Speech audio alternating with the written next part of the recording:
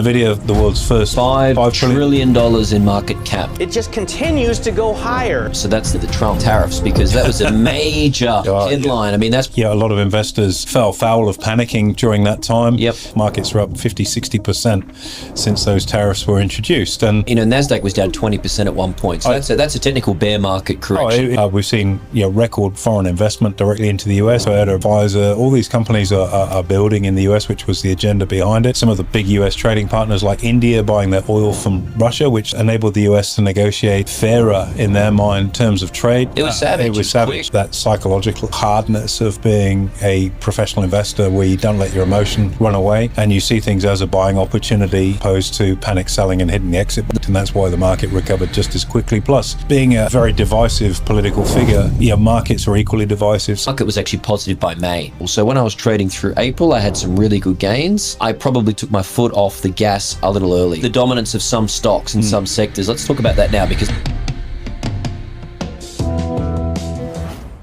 Well, that's pretty much it for 2025. So we thought we'd sit down and do a year in review. And my goodness me, when you look back over the massive things that have gone on this year, it beggars belief that it's just another year in the history books of markets. The key thing is what to learn out of this. I'm going to tell you one thing you're going to learn out of this, and that is Mitch's #1 pop star. It might surprise you, or maybe not, but seriously, plenty to take out of this. Make sure you take plenty of notes. As always, take action. We appreciate your support through the year. We'll look forward to hosting you episode 1, season 7 in 2026. See you there. Hey guys, welcome to this week's Money and Investing Show with me, your host, Andrew Baxter, and as always, my offsider and co-host for the last time this year, Mitchell Olarenshaw. AB, great to be here. And this is my favorite podcast that we do every year. It's the year in review. And isn't it crazy? We've done this now. This will be our 6th time for season 6, just before we venture into season 7. Wow. When you actually look back at all the crazy news items, all the crazy things that have happened this year. It has been a crazy year. Every year it gets crazier every time, except for maybe the COVID year. That was probably the craziest. Yeah, that was out there, wasn't it? You try and sit down and go, okay, what's gone on? And when you actually think about it, it's like, wow, this has been, there's been just stuff left, right, and center. So let's get into it. Let's get after it. Well, that's the thing. It's funny, just before we start, when it actually happens, you don't know whether it's going to be material or not until you look back. But that's right. I think the first one is quite obvious. So let's start off at the very start of 2025 and run it back when President 47 had his induction. The Don was back. Don's back, second term. Yeah, second term. And look, I mean, it's probably been a fairly divisive time in history. We don't need to go into the politics because people know which side of the line they sit on. Certainly a divisive time. And I think, a lot of people were expecting more of the same. And I think 47 has been quite different to 45, a lot more measured, different advisors, obviously more experienced, second time around in the job. But yeah, it was a real pause for markets. And I think it felt like a really seismic change culturally too. And we've seen that across a lot of areas that are non-investment related, in the social space, which we won't get into in this, but it certainly feels like the wind has changed. That's it. I think he made his mark pretty early on, didn't he? He came in and made some major changes straight off the bat. Day one, executive orders. Bang. Let's get the job done. And it's interesting when you look at the political system. Obviously, with a business in the US, so we do watch it quite carefully. You can go through legislator, which takes forever, or you can just get stuff done with an executive order, and that's exactly what he's done. The challenge, those orders aren't in law. They're just done at the behest of that president. Some may stay, some may not. They can be turned over. So that's an exercise your power type situation. Yep. Get the job done early on. And of course, the passing subsequently of what was the big, beautiful bill. We had the sort of Musk, Trump bromance, of course, in the early part of the administration. DOGE, Department of Government Efficiency. Yep, and that was in itself was quite interesting to look at the private sector being introduced to big government and seeing some of the things that they discovered, implemented, and so on.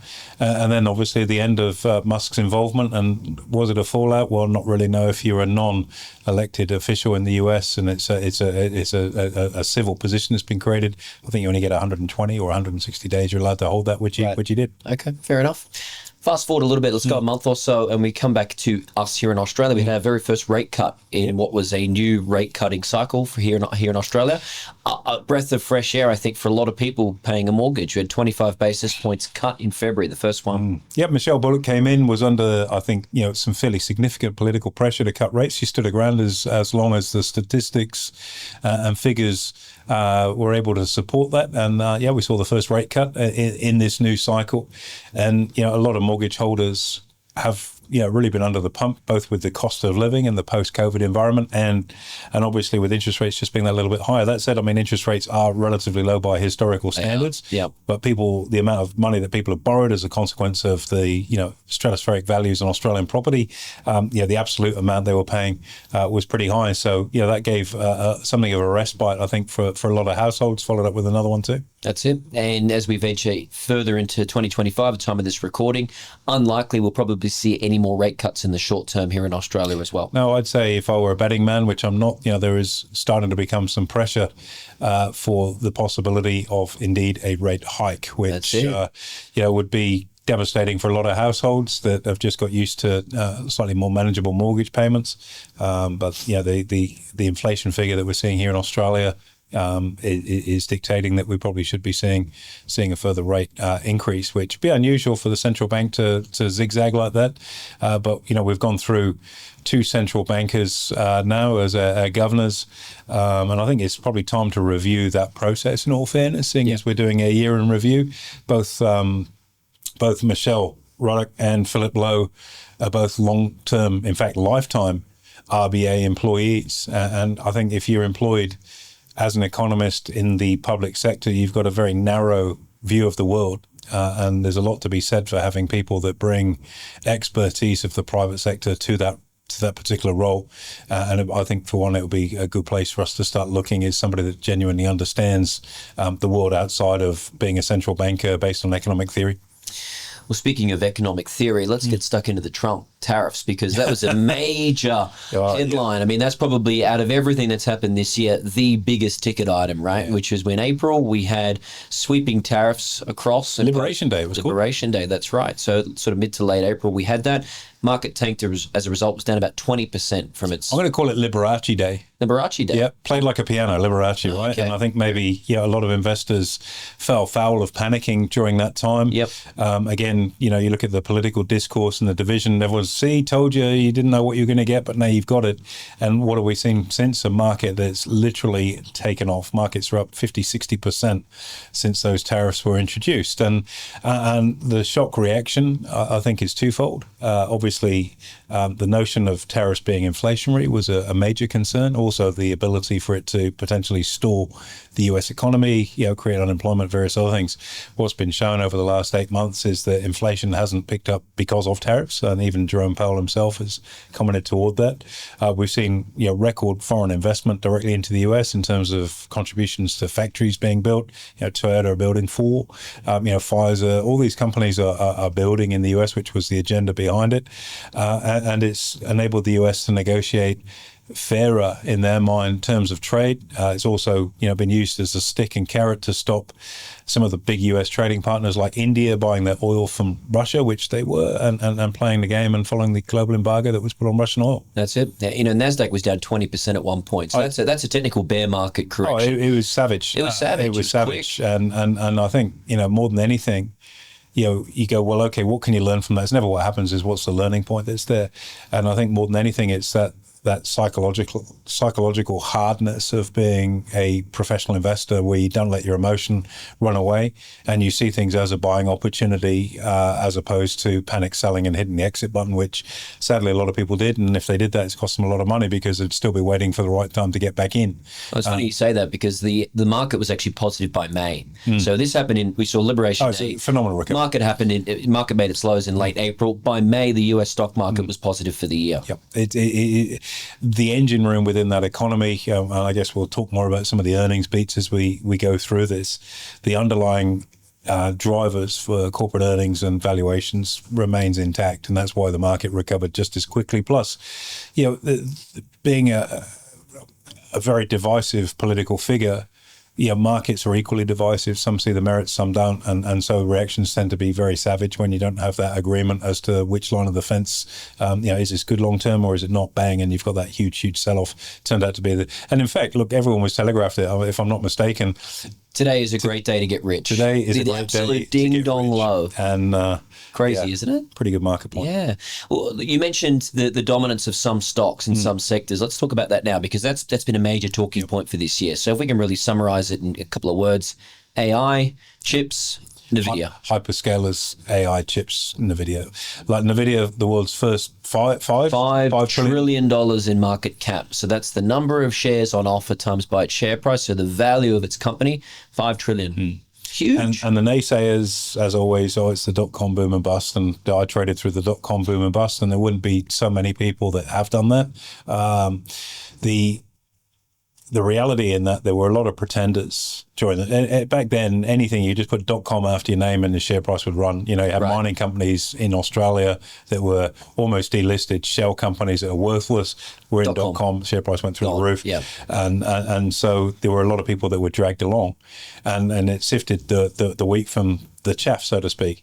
But the real companies, even though they too were savage during that period of time, came back stronger, bigger, better, because they weren't just the survivors, they became the preeminent player in that space. Amazon's a really good example of that. Microsoft's a really good example of that. Apple is a really good example of that. So if you had a genuine business and you were good, it was a setback, but it was a setup for playing in a less competitive place. And that's exactly what we've seen this year. So NVIDIA, you can't get in, you can't not buy into the story, because this is a company that is powering an industrial revolution that most people can't even contemplate or describe right now.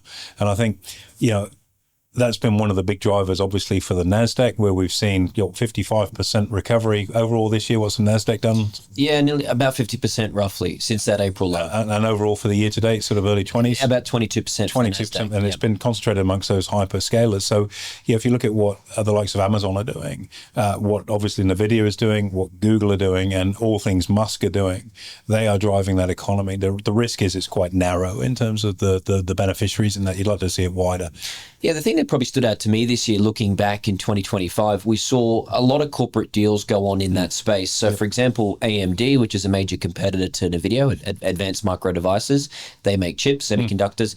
They did a deal with OpenAI to produce chips in exchange for equity. Microsoft did the same. And there was all these kinds of deals happening in that space, which only added more fuel to the fire, because all they did was just lessen their competition and create more dominance. The growth in this space is nothing short of breathtaking. I mean, if you think about ChatGPT, is 3 years old today. Is it really 3 years old? 3 years, it's gone from being something no one's heard of to probably the most used desktop application, I suppose, it's not desktop application. It's completely changed schooling, university, work, productivity, labor, everything. And that's in 3 very, very short years. But I listened to an interview quite recently with Elon Musk, and what this did was lift the lid on the vision that these guys have. It is not by accident. You think back to when Steve Jobs came on stage before your time with the iPod, his music that you can move around. You go, yeah, but I've got to put my CD into my computer to upload it. So no, you won't have to do that. We're going to have a store where you can buy your music. Yeah, no, whatever. No, you can't buy a car with a CD player in, because everything is streaming. What's a CD? Good coffee coaster. Good keeping the birds off your windowsill, and you hate birds. So like a frisbee, right? Ding, ding. So, the Musk interview was like, it started off with Twitter. Why did you buy Twitter, or X as it now is? You lost 40 billion, so I didn't lose. People don't lose when they invest with me, which is a level of truth to as well. And he's like, I believe in freedom of speech, but what people didn't realize is where we've gone with Grok is that the biggest challenge with AI is garbage in, is garbage out. And that's been shown with people that have tried to run an investment portfolio off the back of just AI. It doesn't work because the scraping of information isn't always that accurate that you put in. He said, we wanted something, and with Twitter or X, we get 100 million just in English posts or tweets a day. And because it's an open source where you can post either side of the line without being censored, it's a more balanced view than most things that are out there. Interesting, yeah. And that gave us the perfect nursery to be able to populate AI with Grok with better quality, factual, balanced information than what you see elsewhere on the internet, which is, okay, how the hell did you think of that 4 years ago when AI was in its infancy? And this is the vision that these people have. You can be a millionaire accidentally. You can be pretty stupid and become a millionaire. You don't get to become a billionaire or a multi-hundred billionaire and probably a trillionaire in Musk's case by being foolish. And the vision these guys have is something. And I think it's created this huge gap. It's going to create a gap in terms of cost of finance too, because these guys can borrow to build their data centers at very, very low rates most people would dream of because of the mountains of cash they have. And it's going to make it a lot harder, I think, for a lot of other companies to be able to borrow to expand. CapEx will be easier for these guys, giving them even more advantage. It's interesting, and earnings growth has reflected that. I mean, we saw one of the most standout quarters we'd seen in a long time out of the S&P at about 15% earnings growth year on year for Q3, which was knockout. Well, again, the ride's over. The market's going to crash, and you always hear the naysayers That was in November. And on it goes again. And anyone that predicts a crash, yeah, you're right, one day there'll be a crash. But in the meantime, while you sat on the sideline waiting for it, it is going to cost you a packet. It's as simple as that. And look, 15% earnings growth, and then they're forecasting about 17% for the year ahead now. So off a higher base. It's crazy, but that's what happens when you've got something that's snowballing. And this, I think, is the start of a secular bull run. Okay, so change of gears. Let's have a look further down the line of 2025. We had peace talks or not with Russia and Ukraine, a Nobel Peace Prize, which came into contention as a result. Talk us through it, AB. Yeah, look, President Trump came in and one of the things that they've talked to is this is a president of peace. And if you look at the conflicts around the world that he's been able to damp down, obviously, the middle of the year we saw the Middle East conflict come to a head. With the bombing of Iran, and again the naysayers were that that's just started World War III. I'm not so sure that that's been the case. You've got at the moment at least a form of peace in the Middle East, which everyone is happy to see. Maybe which is a phenomenal achievement, but also Thailand, Vietnam, India, Pakistan, the number of conflicts around the world that have been damped down by the US exerting its authority as the world's policeman once again. And I think it was not surprising to see an oversight of a Nobel Peace Prize. Ironically, it was given to the in-hiding leader of the opposition in Venezuela, and the US obviously are poised, as we know at the moment, to with their fleet off the coast of Venezuela to maybe see some intervention there. But that was an interesting one. The Russia-Ukraine broke down quite spectacularly. I don't think anyone had ever seen a press conference like that. No. Where, you had President Zelensky in the White House really, having an open argument with both the president and the vice president, and people like, wow, it happened. Has it resulted in a peace accord as yet? No, but it looks like we're inching closer to that with some renegotiation, and let's hope we all see that. Nobody wants to see conflict in the world. It's a dreadful thing. And anything that can be done to bring it to a head, to finish it, I think would be in the best interest of humanity, which at the end of the day is what it's all about. Change of gear once again. It wouldn't be 2025 without mentioning the run we've seen in gold and silver prices. So gold up nearly 60%, silver a little more, up nearly 70% or more as we speak. I mean, we have had a massive run in silver and gold.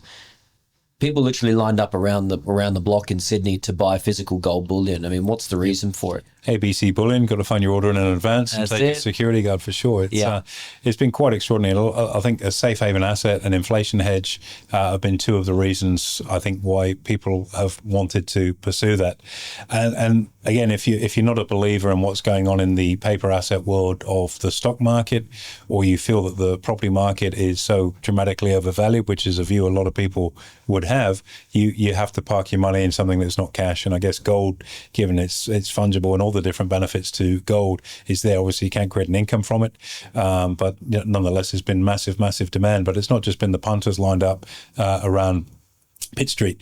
It's also been central banks and independent governments around the world hoarding more and more of it, given the fact that obviously it is a scarce resource, and it's a way, I guess, in a way of hedging out some currency risk as well. Yeah, it's a non-yielding asset, as you said before, so you don't get paid a rent check or a dividend for holding it, which means during rate cutting cycles, which is what we've seen for the most part this year, the opportunity cost of holding gold is less compared to other assets. So it actually makes it more attractive, which I appreciate is a little bit higher level for most of our listeners. Still 60% is a cracking run, right? Oh, it's a great run. And interest rates go down, gold's going to go up. Yeah, not so good on the crypto side of things, obviously. Down 30% for Bitcoin in November. That was a pretty sharp and hard low that it made. I don't know that we're done there either.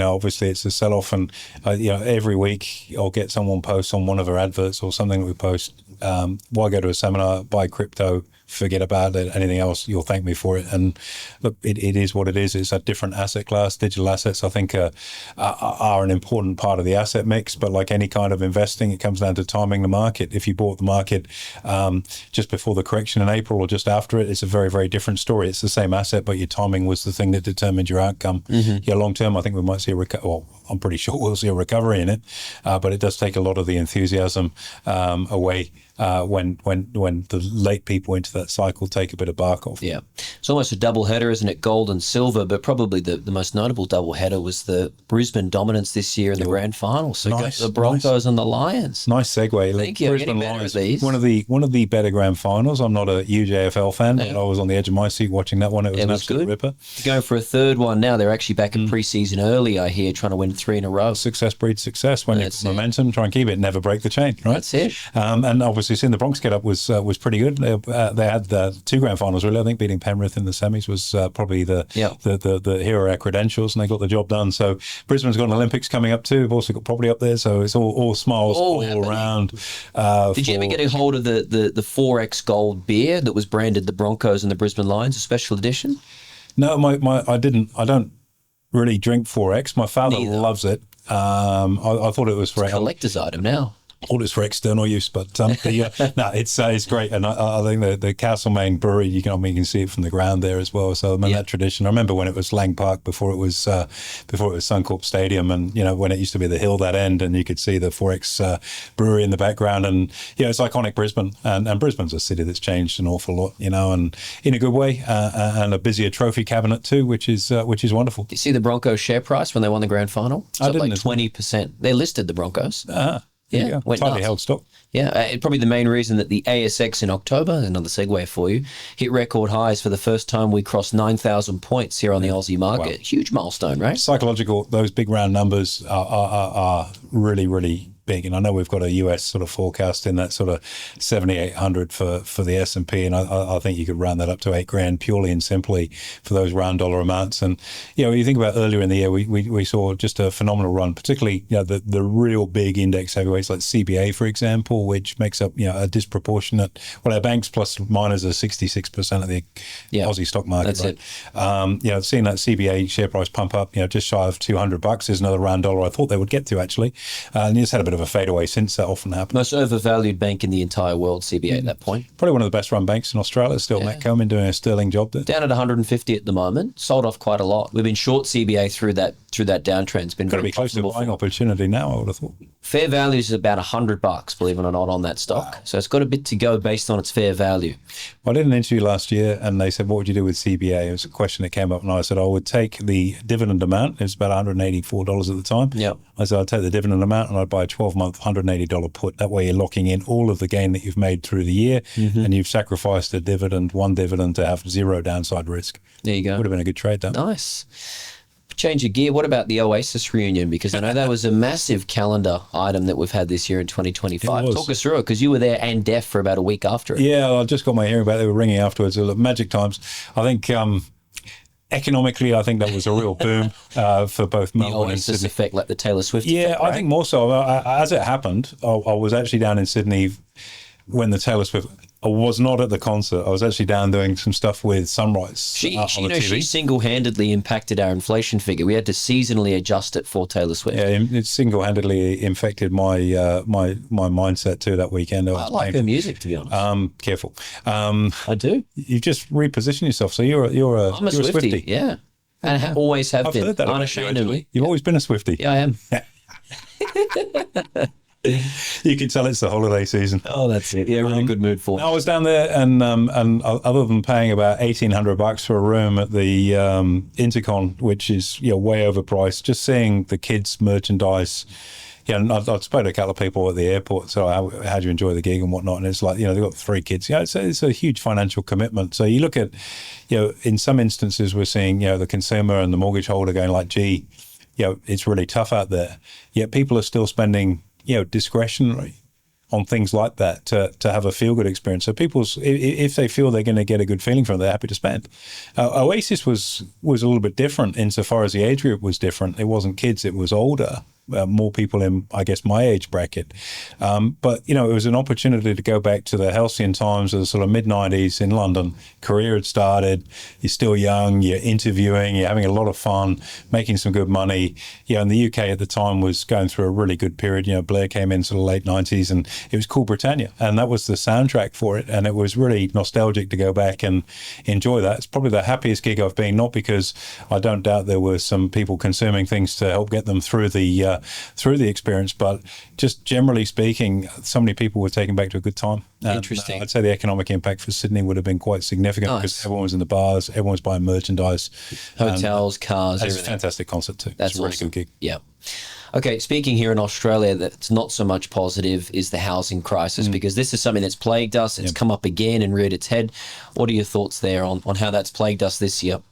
Yeah, I've got to be very careful. I know people don't appreciate political bashing. I think it'd be fair to say the government, the incumbent government, has just done a shockingly bad job of destabilising the property market, and every measure they put in to try and help has the equal and opposite effect. So if you take rent caps, it stops developers building new stock. The issue we've got in Australia is not the issue of rent being higher. It's a lack of supply and an auction system. When you've got people and more money supply chasing a finite number of places to live, rents go up. Let people build more. Don't put rent caps in. Rent will come down. I know that's a complicated thing for most economists to understand, and it's probably a complicated thing for any politician to understand, but that is the reality of the world. Secondly, if we look at the various things like the housing affordability and first home buyer assistance, I am pretty sure over time they'll be shown to be quite damaging for our property market. If we think about the fact that the government isn't building houses right now, what it's doing is buying them and refurbishing them for housing affordability, which is taking more stock out of the market. Also, it's already creating a lot of pressure on a very tight construction market in terms of labour by this goal of building more to service our requirements to house people, including our migrants. You look at the first home buyer softening, you can get in with a 5% mortgage now, or 5% deposit. What you're signing people up for is another 225 grand of interest payments over a period of time as well. And if you see any weakness in the property market, that risk of negative equity is there. I think none of those are good measures to really be creating a market. What you could do and what needs to happen is increase supply, remove red tape, increase housing approvals, start building more affordable housing using 3D printing, and really let that sector run as it needs to. And probably the facility for doing that is to only allow migrants into Australia that are going to work in construction. Gotcha. I'm going to put you on the spot here because I think that's most events that we need to cover for this year in 2025. But let's hear about our own personal journey. Biggest win this year, biggest loss. Year in review for AB. Biggest win this year was getting my daughter out of ICU and home. We had a real rough trot earlier in the year, as you know, and more than anything, forget about money, anything. That was it. That was a major thing for us. I think in terms of investing, using the April sell-off, given the heads up by President 47, piling a heap more money into the NASDAQ. That's it. Financially, I know you've been killing it still. It's been a good thing. And again, it's a process that we use, particularly, through our supervised strategies like hold the strike. And for a lot of you, like we practice what we preach. I have a truckload of money in that strategy. I put even more in during that April pullback. Why? I believe in the strategy and the results literally speak for themselves. Outside of the markets, a couple of property transactions this year again. Probably one of the more fun ones was in Italy. Congratulations once again. Yeah, thanks, mate. Can't wait to go over there. Can't wait and stay there for free. You're going to hit me up with next, right? Yeah. You remember where you heard that first. And that was interesting because not only was it's something for my family and is a lifestyle asset, and it is both lifestyle and an asset. It's also a learning curve, and I love learning new stuff, and to have to go through the settlements process over there, the buying process, and all the bits and pieces that go alongside that was pretty interesting. Nice. So happy with that one. What about some losses, biggest losses or fails or learnings? Look, it's interesting. It's a mindset game. And I don't necessarily see something as a failing if it's a learning experience. Yep. Like everything, we've been up some dry gullies with things that we've tried as an organization this year. And they're things that enable us to regroup, relearn, and move forward. And for our clients listening to this, you wouldn't know what they are. You just go, oh, yeah, you guys have done it. But it just is the reflection of hard work that's done on the part of the team here. It is like a duck or a swan. Let's say a swan. Yeah, it looks elegant and beautiful on the top, but the work is under the water like that. And so, yeah, there have been a couple of things as a team that we've tried that haven't worked out. But I'm always of the view that a shot on goal is never a bad play. And there's a reason why we're the industry leader, because we won't be frightened of trying new things each and every time the opportunity presents itself to be even more the industry leader and to better service our people in our ecosystem. So, yeah, and I'll have a think while you're chatting, because I'm sure you've got one or two either side of the ledger as well, and see if I can quantify something with a little less vagueness or mystery behind it. Okay. Well, look, big win for me. It was a 100K run, ultra marathon, less than 10 hours. That was massive for me. 9 hours 59. 9 hours and 58, actually. Oh, sorry. 2 minutes. And look, Swifty. There's the prep that went into that was huge. I basically gave away my life for 3 months to do that, and I'm so happy that I did, because I learned so much about myself throughout. So that was a massive win. Trading wise, I used April as a massive buying opportunity myself and made some really good money trading the NASDAQ. I've also taken a huge chunk off my mortgage this year as well, which is saving, diligence, discipline, not to spend it, but to do it, which has been great. Probably one thing that I wish I had have done better is I wish I had have traded for longer through April. So when I was trading through April, I had some really good gains. I probably took my foot off the gas a little early and wish I had have just hung in there a little bit more. There would have been far more on the table for me. That's experience, and it's a great teacher. So it's not a regret. It's just, okay, in the trading journal, why did I take my foot off the gas? Did I feel that it was enough, or I wasn't a believer in how strong the recovery, and no one's going to know how strong it's going to be, of course, but it's also a learning point on the way through there as well. Yeah, profit targets I had set, which all got done, probably too low. Now that I look back in hindsight, a sell-off of that magnitude in such a strong economy was a great buying opportunity. Don't get me wrong, as I said, still made some great money, but could have had a lot more. I think one of the thing about regrets or things you would have done differently, I think one of the things as a team that we did is that we capped out the number of people that could attend a couple of our live boot camps this year based on venues.